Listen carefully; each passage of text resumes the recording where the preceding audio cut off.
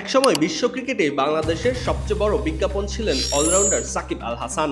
সময়ের পরিক্রমায় সেটা এখন অতীত। ফলে বাংলাদেশের হাতে এই মুহূর্তে বিশ্বসেরা কোনো ক্রিকেট তারকা নেই। তাই বলে হতাশ হওয়ারও কিছু নেই। বিশ্বসেরা ক্রিকেটার না থাকলেও বাংলাদেশের এখন আছে একজন শরফতুল্লাহ ইবনে সৈকত। সারা পৃথিবী যাকে বলছে এখনকার সময়ের বিশ্বসেরা আম্পায়ার। মজার ব্যাপার হলো, এখন আম্পায়ার হিসেবে তারকা হলেও সৈকত খেলোয়াড় হিসেবে ছিলেন সাকিবেরই পূর্বসূরি। সাকিবের মতোই বাঁহাতি স্পিনার ছিলেন সেই সময়ের কিশোর তারকা।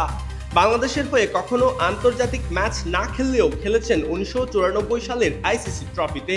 প্রথম শ্রেণীর ক্রিকেটেও খেলেছেন 10টি ম্যাচ। অনেকেই মনে করত বাংলাদেশের ভবিষ্যৎ তারকা হবেন সৈকত, তবে কাদের ইনজুরিতে খুব বেশি দিন ক্রিকেট খেলাটা চালিয়ে যেতে পারেননি এই তরুণ।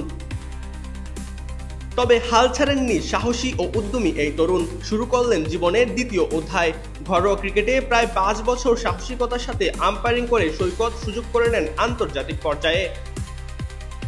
2010 সালে বাংলাদেশ বনাম শ্রীলঙ্কার ম্যাচ দিয়ে আন্তর্জাতিক অঙ্গনে অভিষেক হয় সৈকতের। তারপর আর কখনোই পিছনে ফিরে তাকাতে হয়নি। 14 বছর সততার সাথে মাঠের খেলা পরিচালনা করে প্রথম বাংলাদেশি হিসেবে সৈকত ডাক পান আইসিসির এলিট প্যানেলে। বাংলাদেশ ক্রিকেট বোর্ডের প্রচণ্ড অসহযোগিতার মধ্যেও তিনি নিজেকে ধরে রেখেছেন।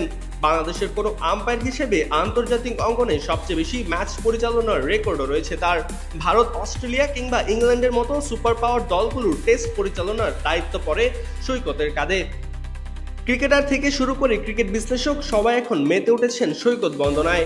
হর্ষ বোগলে থেকে শুরু করে সাইমন টোফেল বলছেন, এই সময়ে সৈকতের চেয়ে ভালো আম্পায়ার খুঁজে পাওয়াটাই কঠিন। এইটুকু ক্যারিয়ারে দুটো টেস্টে শতভাগ সাফল্যের রেকর্ড রয়েছে তার। এখন পর্যন্ত ক্যারিয়ারে সঠিক সিদ্ধান্ত দেওয়ার হার 75%-এরও বেশি। তবে সাফল্যের হারের জন্য নয়, সৈকতকে সবাই সেরা বলছেন তার ধীর, মানবিক ও কর্তৃত্বপরায়ণ আম্পায়ারিং এর জন্য। আর সব আম্পায়ারের মতো তিনি ডিআরএস, হটস্পট অথবা আল্ট্রাইজের কাছে নিজেকে আত্মসমর্পণ করান না। তিনি নিজের মেধা থেকে সিদ্ধান্ত নিতে পছন্দ করেন। মাঠের তারকা ক্রিকেটারদেরও তিনি বুঝিয়ে দেন মাঠে তিনি সেরা।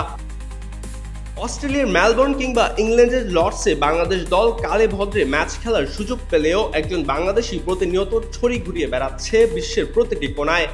সাকিব পরবর্তী সময়ে বিশ্ব ক্রিকেটে বাংলাদেশের সবচেয়ে বড় অহংকার এখন শরফতুল্লাহ ইবনে সৈকত। আমরা বলতেই পারি আমাদের এখনও একজন 1 নম্বর আছেন। সরাজয়ন, ডি স্পোর্টস।